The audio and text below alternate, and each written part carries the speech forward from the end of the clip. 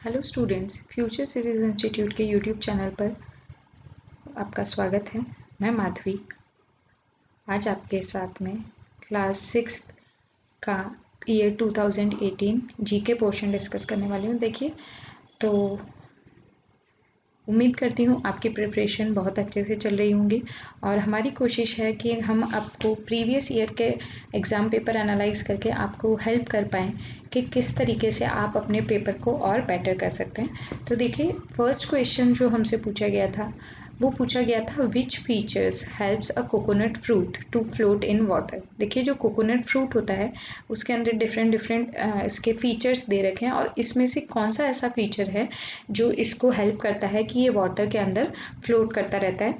तो देखिए, ऑप्शंस कुछ इस तरीके से हैं आपके पास में। A fibrous outer covering, a spongy part, presence of hook यानी कि जो उसका ऊपर का पोर्शन रहता है, प्रेजेंस ऑफ स्पाइन। तो देखिए, इसका आंसर होगा आपके पास में A, that is a fibrous outer covering. ये एडेप्टेशंस है डिफरेंट डिफरेंट प्लांट्स के अंदर, एनिमल्स के अंदर, जो क्या करती हैं, आपको हेल्प करवाती हैं कि किस तरीके से आप हार्श या अडेप्ट दूसरी कंडीशंस के अंदर सर्वाइव कर सके। नेक्स्ट क्वेश्चन आपसे पूछा गया है which of the following is a non communicable disease. ठीक है, तो देखिए, नॉन कम्युनिकेबल डिजीज ऐसी डिजीज होती हैं जो कि कांटेक्ट से, एक दूसरे के कांटेक्ट से नहीं फैलती हैं। ठीक है, तो आपके पास में जो ऑप्शंस है वो कुछ इस तरीके से हैं: chicken pox, beri beri, common cold and measles. ठीक है, तो देखिए, जो आपके पास में चिकन पॉक्स है, ठीक है, चिकन पॉक्स, कॉमन कोल्ड और मीजल्स, ठीक है, ये जो है आपके पास में कौन सी कैटेगरी में है? कम्युनिकेबल डिजीज है। ठीक है, देखिए,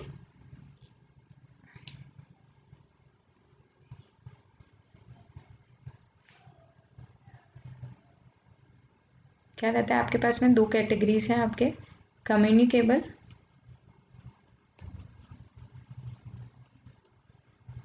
जो कि क्या होता है, one person to another transmit होती है।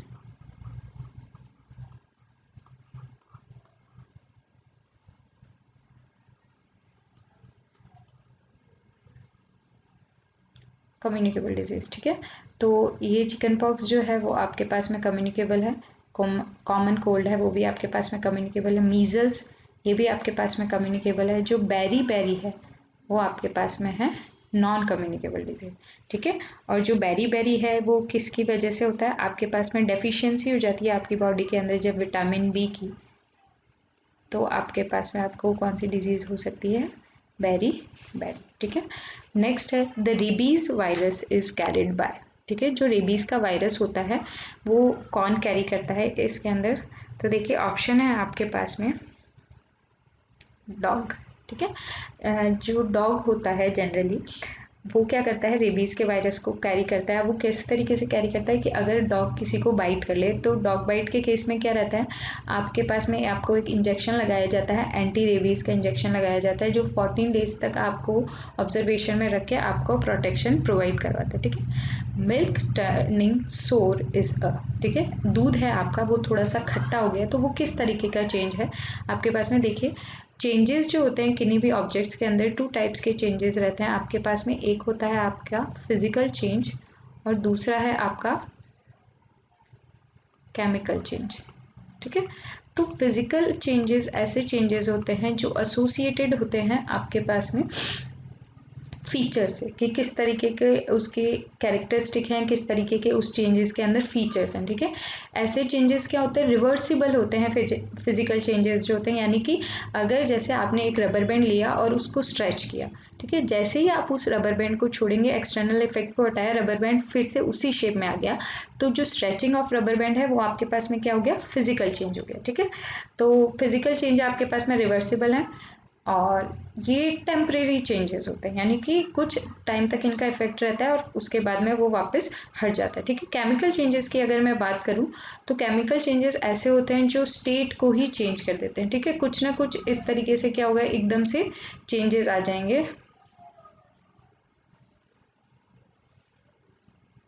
बेसिकली ये था चेंज ऑफ स्टेट। ठीक है, और जो केमिकल चेंजेस होते हैं आपके पास में वो किस तरीके के होते हैं?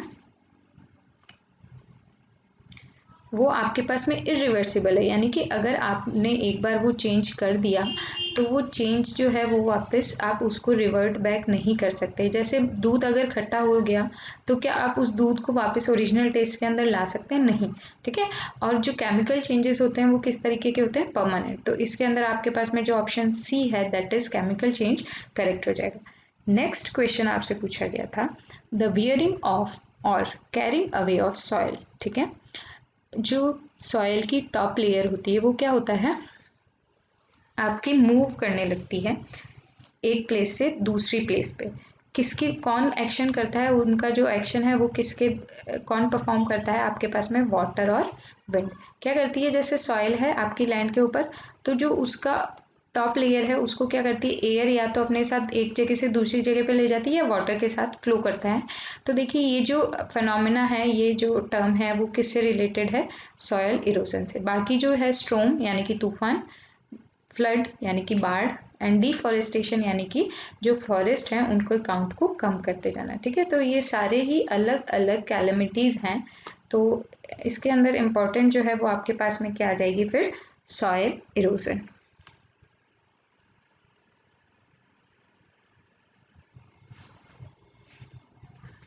नेक्स्ट क्वेश्चन की तरफ मूव करते हैं। तो पूछा गया आपसे व्हेल्स और डॉल्फिन्स जो हैं, ठीक है, इनको किस कैटेगरी में डिवाइड किया गया है? तो देखिए जो व्हेल्स और डॉल्फिन्स हैं ये ऐसे एक्वेटिक एनिमल्स हैं जो क्या करते हैं? ऐसे एक्वेटिक एनिमल्स हैं जो यंग वंस को बर्थ देते हैं, और ये कौन सी कैटेगरी के अंदर आते हैं? मैमल्स के अंदर आते हैं, ठीक है। नेक्स्ट है आपके पास में the working of internal organs of our body. जो अब हमारे बॉडी के अंदर इंटरनल ऑर्गन्स हैं उनकी जो वर्किंग है उनको कौन सा सिस्टम जो है कंट्रोल करता है? तो देखिए रिप्रोडक्टिव सिस्टम जो है वो आपका रिप्रोडक्शन से रिलेटेड है।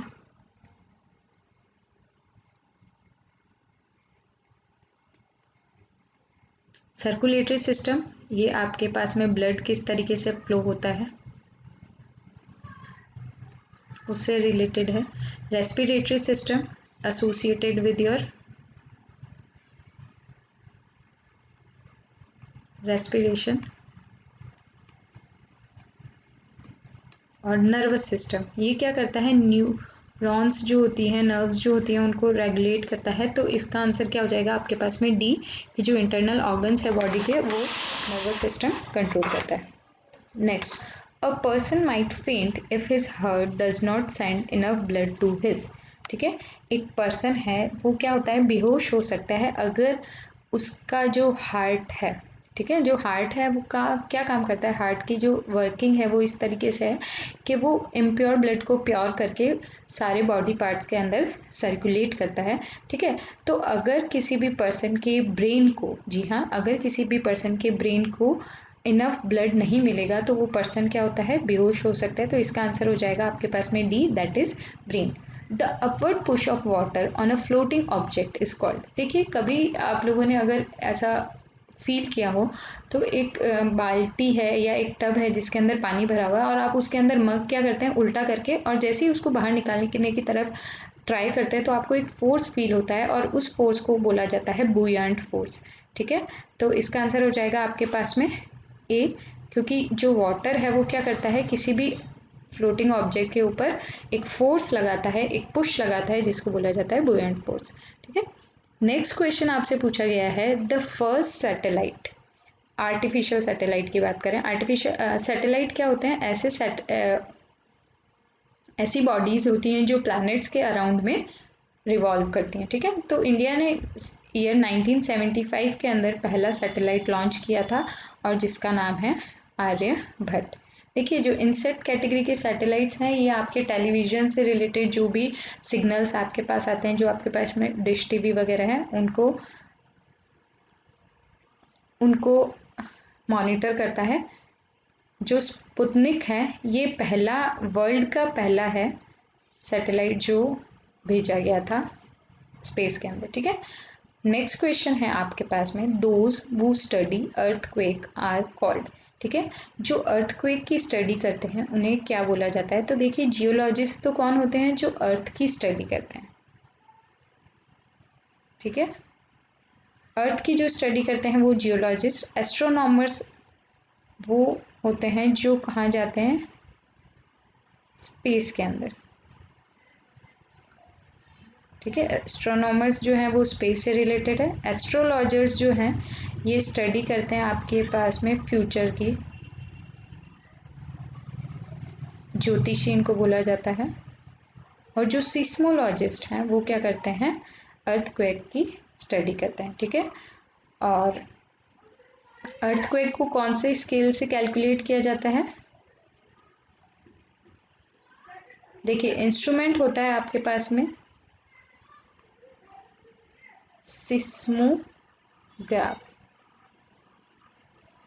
सिस्मोग्राम, ठीक है।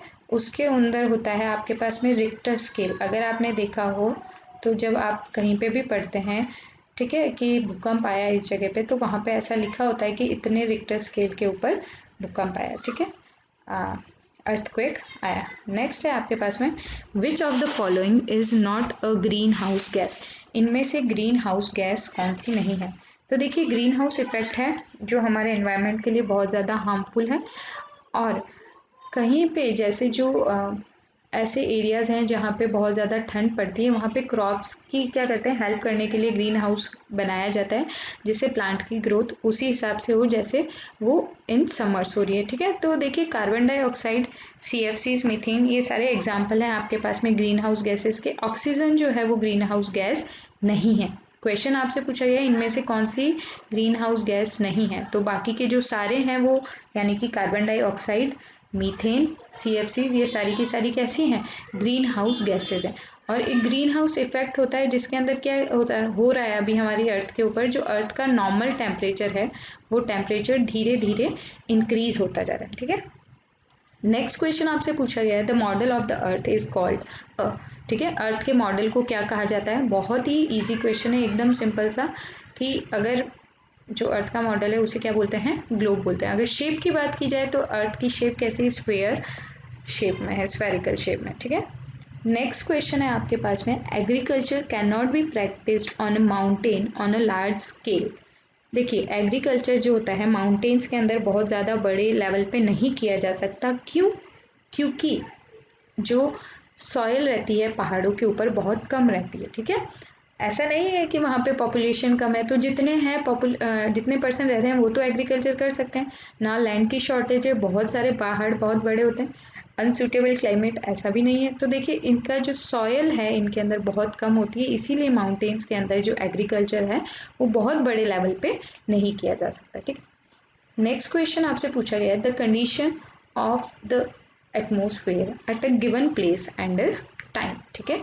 ऐसी कंडीशन या एटमोसफेयर एक स्पेसिफिक जगह का एक गिवन टाइम के अंदर दिया जाता है, उसको क्या बोलते हैं, तो वो है आपके पास में वेदर, ठीक है, मौसम, ठीक है। और जब लंबे टाइम के लिए अगर हम इसकी स्टडी करें तो वो क्या कहलाता है, क्लाइमेट, ठीक है। जैसे इन हमारे राजस्थान के अंदर अगर मैं बात करूँ तो यहाँ की क्लाइमेटिक कंडीशन कैसी है, यहाँ पे किस लेवल पे रेन होती है, किस लेवल का जनरली मौसम रहता है, उसको बोला जाता है सीजन्स।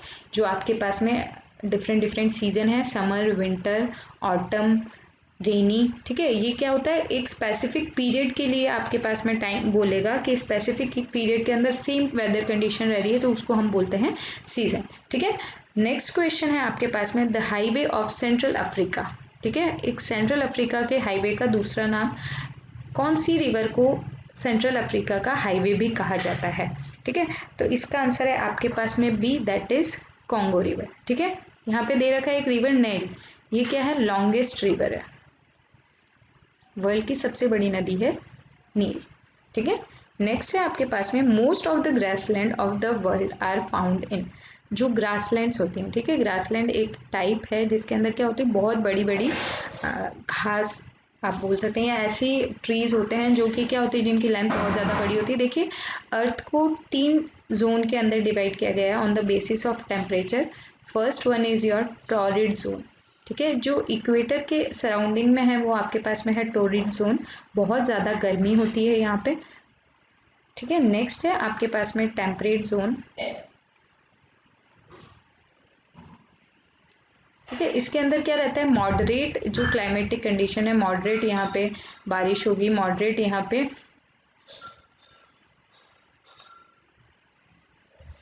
मॉडरेट बारिश रहेगी, अच्छी बहुत ज़्यादा हैबिटेट है, जो रिच हैबिटेट है यहाँ पे फ्लोरा एंड फौना का। ठीक है। और लास्ट जोन है आपके पास में फ्रिजिड जोन। फ्रिजिड जोन कौन सा होता है, एक ऐसा जोन जो कि बहुत ज़्यादा ठंडा है। ठीक है। ठंडा वाला एरिया जो है वो क्या है, फ्रिजिड जोन। तो जो ग्रासलैंड है वो मोस्टली कहाँ होती है, सबसे ज़्यादा वर्ल्ड के अंदर कौन सी रीजन में पाई जाती है, टेम्परेट जोन के अंदर। नेक्स्ट है आपके पास में any sound louder than 90 decibel. ठीक है। जो साउंड की लाउडनेस है वो डेसिबल्स के अंदर कैलकुलेट की जाती है, और जब भी साउंड की वैल्यू अगर 80 डेसिबल से ज़्यादा है, ठीक है, तो उस जगह पे क्या हो जाता है, नॉइज़ पॉल्यूशन हो जाता है। और जो नॉइज़ पॉल्यूशन है वो सबसे ज़्यादा आपकी ईयर को अफेक्ट करता है। ठीक है। तो अगर कोई भी साउंड 90 डेसिबल से ज़्यादा है तो उसकी वजह से क्या हो सकता है, लॉस ऑफ हियरिंग, कोई पर्सन हम खुद के सुनने की शक्ति को खो सकता है। नेक्स्ट है क्वेश्चन, अलीगढ़ मुस्लिम यूनिवर्सिटी यूपी के अंदर प्रेजेंट है ये, और ये किन से एसोसिएटेड है, तो इसका आंसर है आपके पास में सैयद अहमद खान। ठीक है, डी। ठीक है। अब ये ब्रिटिशर्स के ऊपर क्वेश्चन है आपके पास में। जो नेक्स्ट क्वेश्चन है that is 20th question, the English government introduce the policy of divide and rule. देखिए, जो ब्रिटिशर्स थे उन्होंने एक डिवाइड एंड रूल की पॉलिसी अपनाई थी। उस पॉलिसी के अंदर क्या था, इसको हिंदी में बोला जाता है फूट डालो और राज करो। उन्होंने क्या किया कि जो इंडिया के अंदर उस वक्त जो राजा थे उनके अंदर आपस में लड़ाई करवाई, उनके अंदर जो लीडर्स थे उनकी आपस में उनको क्या किया गया, छोटे छोटे पार्ट में उनको डिवाइड किया गया और फिर कहा कि हम ही रूल करेंगे। ठीक है।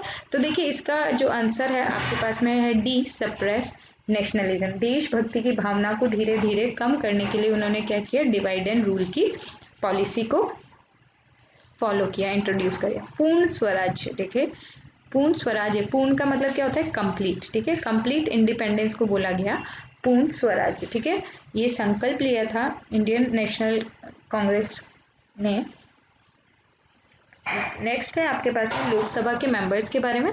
तो लोकसभा के अंदर देखिए 552 मेंबर्स हो सकते हैं मैक्सिमम, जिसके अंदर 550 तो क्या रहते हैं आपके पास में, इलेक्टेड रहते हैं, जिनको कौन इलेक्ट करता है, कॉमन मैन इलेक्ट करता है। और जो 2 रहते हैं वो रहते हैं एंग्लो इंडियन सोसाइटी के मेंबर्स।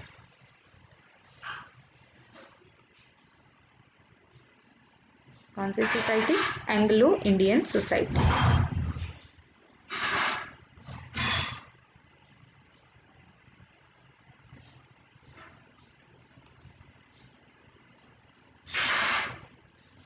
नेक्स्ट है आपके पास में the League of Nation was formed to prevent. देखिए, वर्ल्ड के अंदर 2 वॉर हुए हैं, world war 1 and world war 2। जो वर्ल्ड वॉर 1 है आपके पास में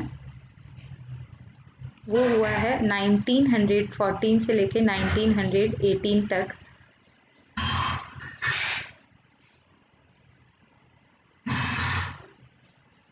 ठीक है। और जो वर्ल्ड वॉर 2 है बहुत ही भयानक ये युद्ध थे इंडिया के अंदर, कंट्रीज़ के सॉरी वर्ल्ड के अंदर डिफरेंट डिफरेंट कंट्रीज़ के बीच में हुए थे। ये था आपके पास में 1939 से लेके 1945 तक। ठीक है। उसके बाद क्या किया गया, ग्रुप बनाया गया, लीग बनाई गई डिफरेंट डिफरेंट कंट्रीज़ को मिला के। और ये किस लिए बनाई गई, ताकि कि एक नया वर्ल्ड वॉर ना हो। ठीक है। नए वर्ल्ड वॉर को रोकने के लिए लीग ऑफ नेशन का फॉर्मेशन किया गया। ठीक है।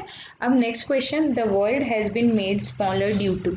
जो अपना जो ये वर्ल्ड है, पूरा संसार है, बहुत छोटा हो गया है, किस वजह से, व्हील्स तो क्या है, बेसिक है। सबसे पहली जो डिस्कवरी है वो व्हील्स की हुई थी। स्टीम इंजन्स, कार्स या फास्ट मीन्स ऑफ ट्रांसपोर्ट। तो इसका आंसर क्या हो जाएगा, मीन्स ऑफ ट्रांसपोर्ट। देखिए, पहले क्या होता था, आपको एक जगह से दूसरी जगह पे जाने के लिए बुलक कार्ट्स का यूज़ करते थे, हॉर्स कार्ट्स का यूज़ करते थे।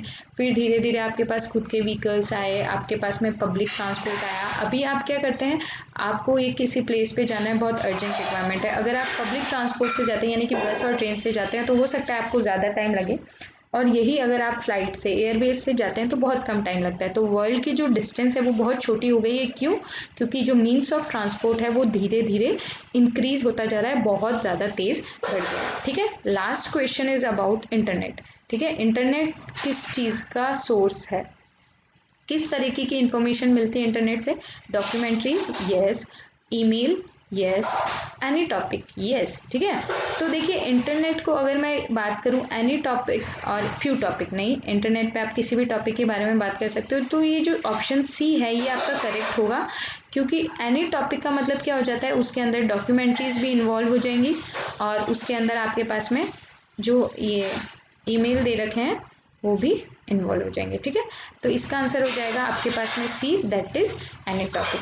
Thank you, all the best for your exam, keep watching our videos and do subscribe our channel.